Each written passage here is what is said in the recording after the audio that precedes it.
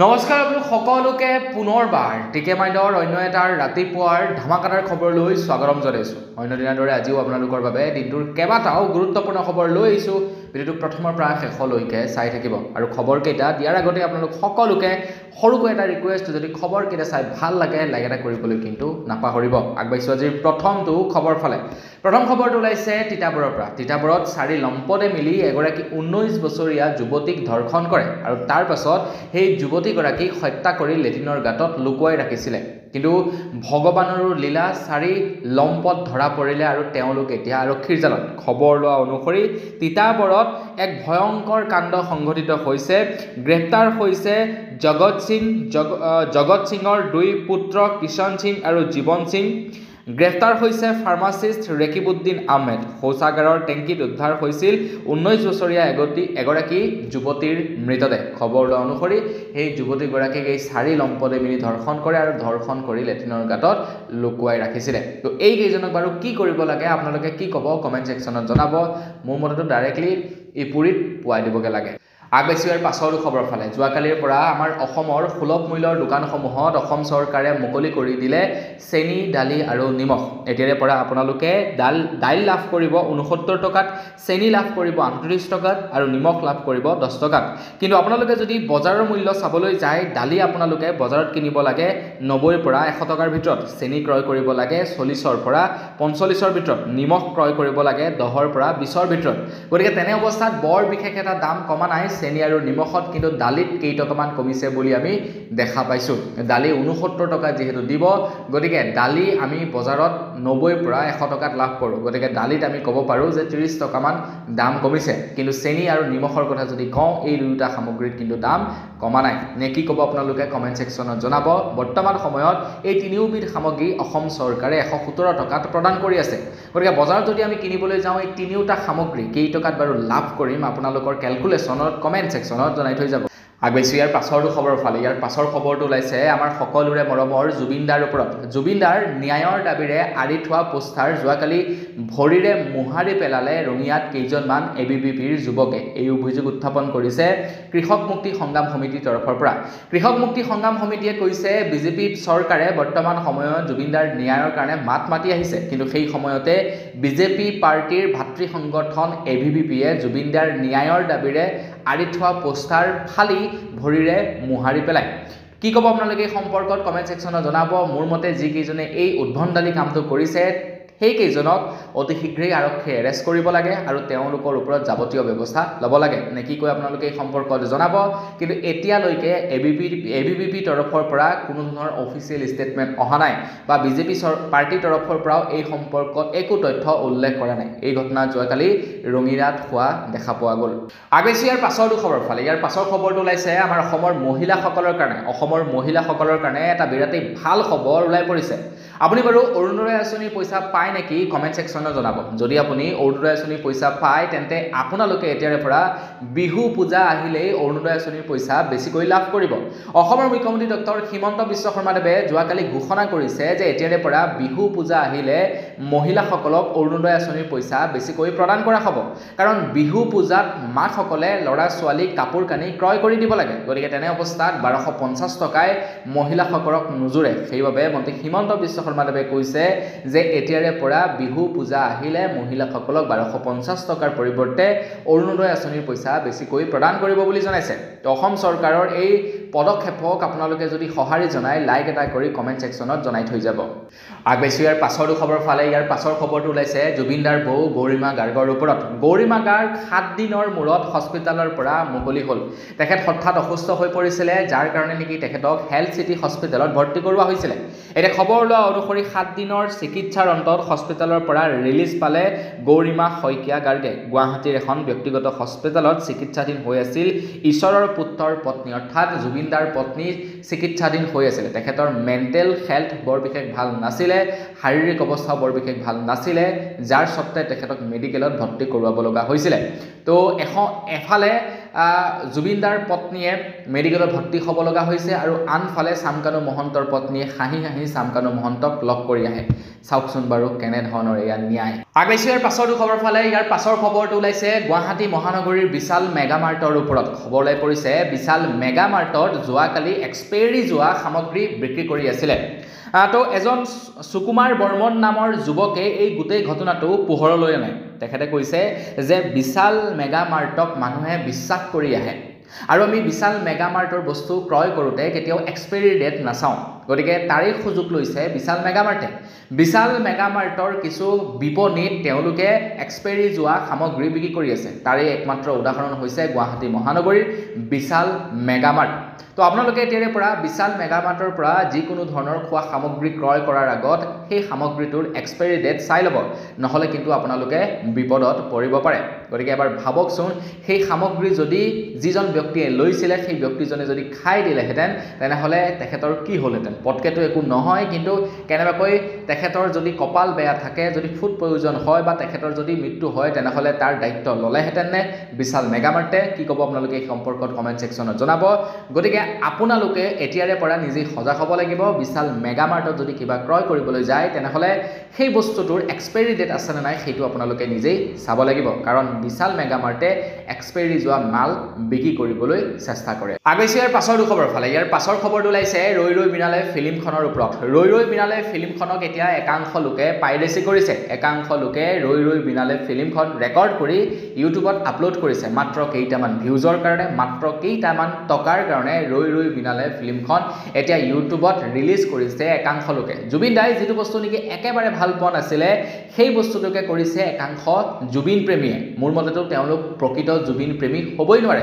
যদি প্ৰকৃত জুবিন প্ৰেমী হয় তেনেহ'লে ফিল্মখন চাই থকাৰ অৱস্থাত মোবাইলটো ওলাবৰ বাবে তেওঁলোকৰ 1 ছেকেণ্ডৰ বাবেও মন নগ'লহেঁতেন মই মোবাইল নোহোৱাকৈ 1 ছেকেণ্ডো থাকিব নোৱাৰোঁ নন ষ্টপ মোবাইলটো মই চাই থাকিব লাগে মোৰ এইটো এটা মেনিয়া যেতিয়া মই কোনো এখন ফিল্ম চাবলৈ যাওঁ সেই অৱস্থাত মই মোবাইলটো মাজে মাজে চাই থাকোঁ কিন্তু ৰৈ ৰৈ বিনালে ফিল্মখন চাওঁতে 1 ছেকেণ্ডৰ বাবেও মই মোবাইলটো নুলিয়ালোঁ জাষ্ট শেষৰ ফালে ৰৈ ৰৈ বিনালে ফিল্মখন যে চাবলৈ আহিছোঁ তাৰ এটা সৰু ক্লিপ একেবাৰে শেষৰ ফালে যিডোখৰত নেকি জুবিনদাৰ পুৰণা কালৰ ফটোবিলাক দেখাই থকা হয় সেইডোখৰ জাষ্ট এটা ক্লিপ লৈ আহিছোঁ যাতে এটা স্মৃতি থাকি যায় মই ৰৈ ৰৈ বিনালে ফিল্মখন চাবলৈ আহিছিলোঁ বুলি গতিকে মাজৰ ভাগতটো তেনেকুৱা ধৰণৰ সাহস নহ'ল বা মোবাইলটো লৈ মনতেই নপৰিলে যে মোবাইলটো মই চাব লাগে গতিকে তেনে অৱস্থাত বাকী জুবিনৰ প্ৰকৃত অনুৰাগীসকলে এই কামবিলাক কেনেকৈ কৰিব পাৰে বাৰু যি কি নহওক খবৰ ওলাই পৰিছে যোৱাকালি এজন যুৱকক এৰেষ্ট কৰিছে ৰৈ ৰৈ বিনালে ফিল্মখন পাইৰেচি কৰা যুৱকজনৰ নাম হৈছে দীপাংকৰ বিশ্বাস যুৱকজনে মোবাইলত ৰেকৰ্ডিং কৰিছিলে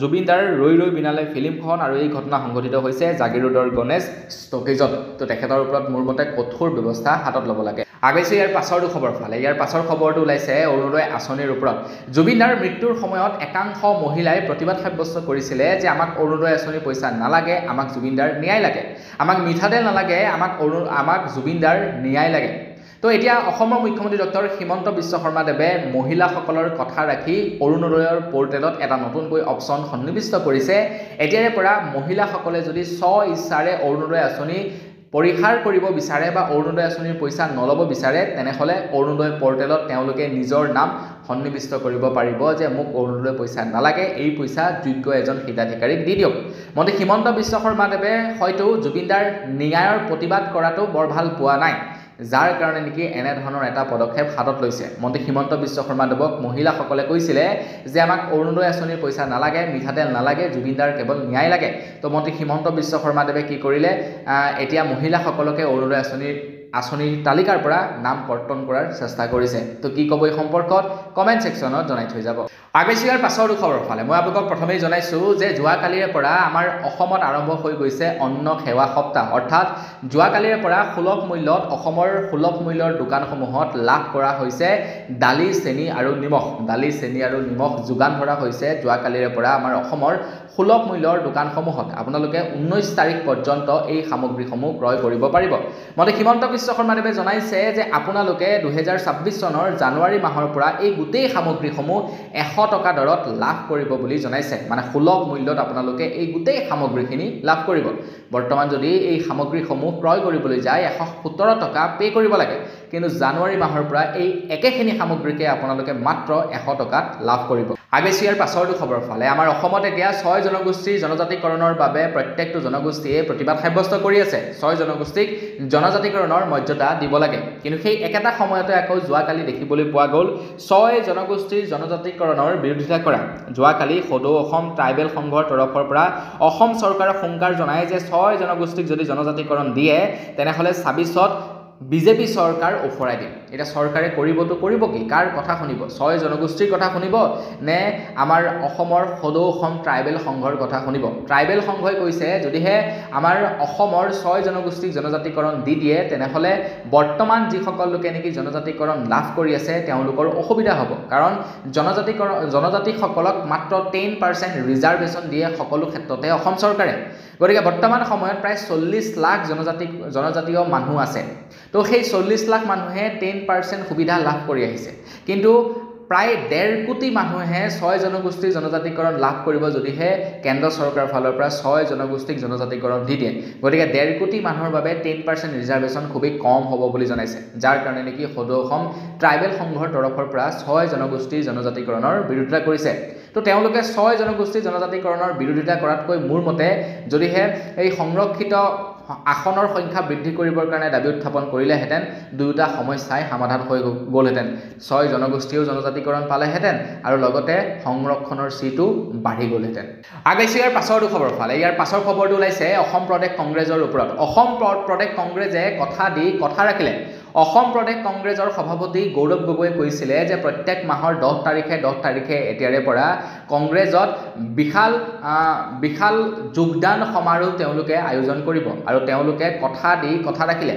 সেই মৰ্মে তেওঁলোকে ছেপ্টেম্বৰ মাহৰে পৰা আমাৰ অসমত বিশাল যোগদান সমাৰোহ আয়োজিত কৰি আহিছে। যোৱাকালিও প্ৰায় 8,000 লোকে কংগ্ৰেছত যোগদান কৰিলে। অসম প্ৰদেশ কংগ্ৰেছৰ সভাপতিয়ে জনোৱা অনুসৰি আমি কথা ৰাখিছোঁ। প্ৰতি মাহৰ 10 তাৰিখে যোগদান হ'ব বুলি কৈছিলোঁ, কৰি দেখুৱাইছোঁ। মুখ্যমন্ত্ৰীয়ে কোনটো কথা ৰাখিছে? কথাৰ ভেলু আছেনে? তিনিচুকীয়াৰ ফিলবাৰীত অসম প্ৰদেশ কংগ্ৰেছে প্ৰায় 8,000তকৈ অধিক লোকক কংগ্ৰেছত যোগদান কৰোৱালে আৰু এইটো এটা বৃহৎ সাফল্য বুলি ক'ব পাৰি কংগ্ৰেছ পাৰ্টিৰ ফাললৈ। আগেছি ইয়াৰ পাছৰ খবৰ ফালে ইয়াৰ পাছৰ খবৰটো ওলাই পৰিছে দিল্লীৰ পৰা। দিল্লীত যোৱাকালি এটা বিস্ফোৰণ হয় আৰু সেই বিস্ফোৰণত এতিয়ালৈকে 9 জন লোকৰ মৃত্যু হৈছে। মানে মই খবৰটো যেতিয়ালৈকে যুগুত কৰি আছিলোঁ তেতিয়ালৈকে 9 জন লোকৰ মৃত্যু হৈছিলে সেই বিস্ফোৰণৰ ফলত। তো যোৱাকালি দিল্লীৰ লালকিল্লাৰ সমীপত ভয়ংকৰ বিস্ফোৰণ। এটা মেট্ৰ' ষ্টেচনৰ কাষত এখন বাহনত সংঘটিত হয় এই বিস্ফোৰণত 9 জন লোক নিহত, চৌদিশে হাহাকাৰময় পৰিস্থিতি। বিস্ফোৰণত জ্বলি ভস্মীভূত হয় 8খনকৈ বাহন, 9 জনকৈ লোকৰ মৃত্যু হয় বুলি খবৰ ওলাই পৰিছে। তাৰ পাছতেই দিল্লীত হাই এলাৰ্ট জাৰি কৰা হৈছে। আম আদমি পাৰ্টিৰ অৰবিন্দ কেজৰিৱালে দাবী উত্থাপন কৰিছে যে এই বিস্ফোৰণ কেনেকৈ হ'ব পালে, দিল্লীৰ প্ৰশাসনৰ কিবা গাফিলতি হৈছে নেকি? এই গোটেই সন্দৰ্ভত এতিয়া তদন্ত বিচাৰিছে আম আদমি পাৰ্টিয়ে। তো দেখা যাওক এই সম্পৰ্কত প্ৰশাসনে কেনেধৰণৰ ব্যৱস্থা লয় বা কেন্দ্ৰ চৰকাৰে কেনেধৰণৰ ব্যৱস্থা লয় আৰু কি ইয়াৰে ৰিজাল্ট ওলায়। আগেছি ইয়াৰ পাছৰ খবৰ ফালে ইয়াৰ পাছৰ খবৰটো ওলাইছে বিহাৰৰ পৰা। বিহাৰত বিধানসভা নিৰ্বাচন হৈ গ'ল। বিহাৰত হোৱা বিধানসভা নিৰ্বাচনক লৈ কেইটামান ব্যক্তিগত টিভি চেনেলৰ মালিকে তেওঁলোকে ইনভেষ্টিগেশ্যন কৰিছিলে। কেইটামান ইনভেষ্টিগেশ্যনত প্ৰকাশ কৰিছে যে বিজেপিয়ে বিহাৰত হোৱা নিৰ্বাচনৰ সময়ত বহিৰাজ্যৰ পৰা ফ্ৰীকৈ টিকট দি ট্ৰেইনৰ টিকট ফ্ৰীকৈ দি মানুহ আনি বিজেপিৰ ফালে ভোট দিয়াইছিলে বুলি এতিয়া তেওঁলোকে দাবী উত্থাপন কৰিছে, অভিযোগ উত্থাপন কৰিছে। তেওঁলোকে কোৱা অনুসৰি নিৰ্বাচনৰ সময়ত 3খনকৈ ৰেল বৃদ্ধি কৰি দিয়া হৈছিলে আৰু সেই 3খন ৰেলত কেইবা হাজাৰো লোকক ফ্ৰীকৈ টিকট দি তেওঁলোকক বিহাৰলৈ লৈ অনা হৈছিলে বহিৰাজ্যৰ পৰা। আৰু এই তথ্য উল্লেখ কৰিছে কেইটামান ব্যক্তিগত বাতৰি কাকতৰ কেইজনমান মালিকে। তো বন্ধু বান্ধৱীসকল এই কথা কিমান দূৰ সত্য নাজানো, বিহাৰৰ কথা বৰ বিশেষ গুৰুত্ব দিয়াৰ প্ৰয়োজন নাই, খবৰ ওলালে জনাই দিলোঁ। আগেছি ইয়াৰ পাছৰটো খবৰ ফালে আমাৰ অসমৰ মুখ্যমন্ত্ৰী সলনি হ'ব। এতিয়া আমাৰ অসমৰ মুখ্যমন্ত্ৰী ডক্টৰ হিমন্ত বিশ্ব শৰ্মাদেৱৰ পৰিৱৰ্তে আন কোনোবা হ'ব। আপোনালোকে বাৰু এনেধৰণৰ বাতৰি পাইছিলে নেকি? কমেণ্ট ছেকশ্যনত জনাব। মই কিন্তু এতিয়ালৈকে এনেধৰণৰ কোনো বাতৰিয়ে পোৱা নাই। মই অসমৰ প্ৰত্যেকটো নিউজ চেনেলেই ফ'ল' কৰোঁ। যিমানবিলাক পৰ্টেল আছে, যিমানকেইটা ছেটেলাইট চেনেল আছে প্ৰত্যেককেইটাকে ফ'ল' কৰোঁ, কিন্তু এনেধৰণৰ বাতৰি আমি শুনা পোৱা নাছিলোঁ। কিন্তু যোৱাকালি খবৰ ওলাই পৰিছে বিজেপিৰ যোগেন মোহনে তেখেতৰ ফেচবুক মাধ্যমত এটা ফেচবুকত পোষ্ট কৰিছে। তেখেতে কৈছে যে তেখেতৰ বিৰুদ্ধে এটা ভুৱা বাতৰি প্ৰচাৰ হৈ আছে। মুখ্যমন্ত্ৰী হিমন্ত বিশ্ব শৰ্মাদেৱক আঁতৰোৱাই তেখেতক বিজেপি পাৰ্টিৰ তৰফৰ পৰা মুখ্যমন্ত্ৰীৰ পদত বহুৱাব বুলি। তো তেখেতে কৈছে এই বাতৰি সম্পূৰ্ণৰূপে মিছা। তো তেখেতক মুখ্যমন্ত্ৰী পতাৰ কোনো ধৰণৰ চিন্তা চৰ্চা বা কোনো ধৰণৰ বাতৰিয়ে ওলোৱা নাই বিজেপি ওপৰৰ মহলাত। এতিয়া আমিতো এনেধৰণৰ কোনো বাতৰি পোৱা নাছিলোঁ, তেওঁলোকে ক'ত পালে নাজানো বাৰু। তো সেইকাৰণে আপোনালোকক কৈছোঁ যে আপোনালোকে এনেকুৱা কিবা বাতৰি পাইছিলে নেকি মন্ত্ৰী হিমন্ত বিশ্ব শৰ্মাদেৱৰ পৰিৱৰ্তে যোগেন মোহনক মুখ্যমন্ত্ৰী পাতিব বুলি আমাৰ অসমৰ? যদি আপোনালোকে পাইছিলে কমেণ্ট ছেকশ্যনত জনাব। আগবাইছোঁ ইয়াৰ পাছৰটো খবৰ ফালে। ইয়াৰ পাছৰ খবৰটো ওলাই পৰিছে অষ্ট্ৰেলিয়াৰ পৰা খবৰ ওলাইছে অষ্ট্ৰেলিয়াত এতিয়া 16 বছৰৰ তলৰ ল'ৰা ছোৱালীৰ বাবে সম্পূৰ্ণৰূপে ছ'চিয়েল মিডিয়া নিষিদ্ধ কৰিছে। খবৰ লোৱা অনুসৰি অষ্ট্ৰেলিয়াত 16 বছৰ তলৰ শিশুৱে ব্যৱহাৰ কৰিব নোৱাৰিব সামাজিক মাধ্যম। অহা 10 ডিচেম্বৰৰ পৰা প্ৰযোজ্য হ'ব এই নিয়ম। শিশুৰ মানসিক স্বাস্থ্য আৰু সামগ্ৰিক বিকাশ ৰক্ষাৰ বাবে এই সিদ্ধান্ত লোৱাৰ কথা ঘোষণা কৰিছে প্ৰধানমন্ত্ৰী এন্থনী এলবানিজে। তেখেতে কৈছে যে এতিয়া সম্পূৰ্ণৰূপে অষ্ট্ৰেলিয়াত সামাজিক মাধ্যম যেনে ফেচবুক, ইনষ্টাগ্ৰাম, হোৱাটছআপ, ইউটিউব এইবিলাক বেন কৰা হৈছে আৰু যদি কোনোবাই ব্যৱহাৰ কৰে তেন্তে তেওঁলোকৰ ওপৰত বিহিত ব্যৱস্থা ল'ব অষ্ট্ৰেলিয়াৰ চৰকাৰে। আমাৰ অসমতো বাৰু এনেকুৱা নিয়ম বনাব লাগে নেকি? ভাৰতত নিয়ম বনাব লাগে নেকি? যদি বনাই দিয়ে কেনে হ'ব সেইটো কমেণ্ট ছেকশ্যনত জনাই থৈ যাব। আগবাইছোঁ ইয়াৰ পাছৰটো খবৰ ফালে। আমাৰ ভাৰতবৰ্ষত জল জীৱন মিছন আঁচনিৰ হৈছে কেলেংকাৰী। দুৰ্নীতি। আমাৰ অসমৰ জয়ন্ত মল্ল বৰুৱাৰ বিভাগত এতিয়া কেলেংকাৰী হৈছে বুলি খবৰ ওলাই পৰিছে। গোটেই ভাৰতবৰ্ষৰ ভিতৰতেই কেলেংকাৰীৰ দ্বিতীয় স্থানত হৈছে আমাৰ অসমখন। মানে জল জীৱন মিছন আঁচনিৰ কেলেংকাৰীৰ ক্ষেত্ৰত দ্বিতীয় স্থানত আছে আমাৰ অসমখন। তো জল জীৱন মিছন আঁচনিৰ বিৰুদ্ধে প্ৰায় 1236টা গোচৰ ৰুজু হৈছে, যিটো নেকি আমাৰ গোটেই ভাৰতবৰ্ষৰ ভিতৰতে জল জীৱন মিছন আঁচনিৰ দুৰ্নীতিৰ ক্ষেত্ৰত দ্বিতীয় স্থানত আমাৰ অসম আছে। তো বহু এতিয়া ঠিকাদাৰ হয়তো জেল পৰ্যন্ত যাব লগা হ'ব পাৰে। সেই ঠিকাদাৰসকলৰ বিৰুদ্ধে এতিয়া অভিযোগ উত্থাপিত হৈছে। তেওঁলোকৰ বিৰুদ্ধে হয়তো মানে বিহিত ব্যৱস্থা ল'বও পাৰে কেন্দ্ৰ চৰকাৰৰ ফালৰ পৰা। তো প্ৰথম হৈছে ইউপি নেকি, প্ৰথম ইউপি হ'বলা জল জীৱন মিছন আঁচনিৰ আপোনাৰ সৰ্ববৃহৎ কেলেংকাৰী হোৱা। তাৰ পাছতেই অসম, ইউপিত প্ৰায় 12,000 নে কিমানটা মানে তেনেকুৱা ধৰণৰ অভিযোগ উত্থাপিত হৈছে, ভুৱা কেছ ওলাইছে, আৰু আমাৰ অসমত 1236টা। আগবাইছোঁ ইয়াৰ পাছৰটো খবৰ ফালে। ইয়াৰ পাছৰ খবৰটো ওলাইছে আমেৰিকাৰ পৰা। আমেৰিকা চৰকাৰে টেক্সৰ পৰা প্ৰত্যেক বছৰে কোটি কোটি টকা ৰাজহ সংগ্ৰহ কৰে। এই কথা মই কোৱা নাই, এই কথা কৈছে ডোনাল্ড ট্ৰাম্পে। ডোনাল্ড ট্ৰাম্পে কৈছে শুল্কৰ পৰা কোটি কোটি টকা ডলাৰৰ ৰাজহ উপাৰ্জন কৰে আমেৰিকাই, আৰু সেইবাবে এইবাৰ ধনীসকলক বাদ দি আমেৰিকাৰ প্ৰতিগৰাকী নাগৰিককে $2,000 লাভাংশ প্ৰদান কৰিব বুলি জনাইছে। চাওকচোন বাৰু কিমান ভাল চিন্তা কৰিছে ডোনাল্ড ট্ৰাম্পে। ডোনাল্ড ট্ৰাম্পে কৈছে যে প্ৰত্যেক বছৰে কোটি কোটি টকাৰ লাভ হয় ডোনাল্ড ট্ৰাম্পৰ চৰকাৰৰ টেক্সৰ পৰা। গতিকে ধনীসকলক বাদ দি সেই লাভৰ পৰা 2000% তেওঁলোকক মানে $2,000 এতিয়াৰে পৰা জনসাধাৰণক মানে প্ৰদান কৰা হ'ব বুলি জনাইছে ডোনাল্ড ট্ৰাম্পে। ভাল চিন্তা কৰিছে দেই। এছিয়াৰ পাছৰ খবৰটোৰ ফালে। আমাৰ ভাৰতবৰ্ষৰ কাৰাগাৰসমূহত বৰ্তমান হাজাৰ হাজাৰ কয়দী আছে। এতিয়া খবৰ ওলাই পৰিছে বিক্ৰম নাথ অৰ্থাৎ ন্যায়াধীশ উচ্চতম ন্যায়ালয়ৰ ন্যায়াধীশে কৈছে যে ভাৰতৰ কাৰাগাৰসমূহত থকা 70%তকৈও অধিক কয়দী দোষী সাব্যস্ত হোৱাই নাই। তাৰ পাছতো তেওঁলোকক বছৰ বছৰ ধৰি কাৰাবন্দী তেওঁলোক হৈ আছে। ইয়াৰ একমাত্ৰ কাৰণ হ'ল তেওঁলোকে নিজৰ অধিকাৰৰ কথা নাজানে। 74%তকৈও অধিক কয়দীয়ে বিচাৰাধীন অৱস্থাতে আছে। ইয়াৰ অধিকাংশই দুখীয়া আৰু একোকে নাজানে, যাৰ বাবে তেওঁলোকে বছৰ বছৰ ধৰি কাৰাবন্দী হৈ থাকিব লগা হৈছে।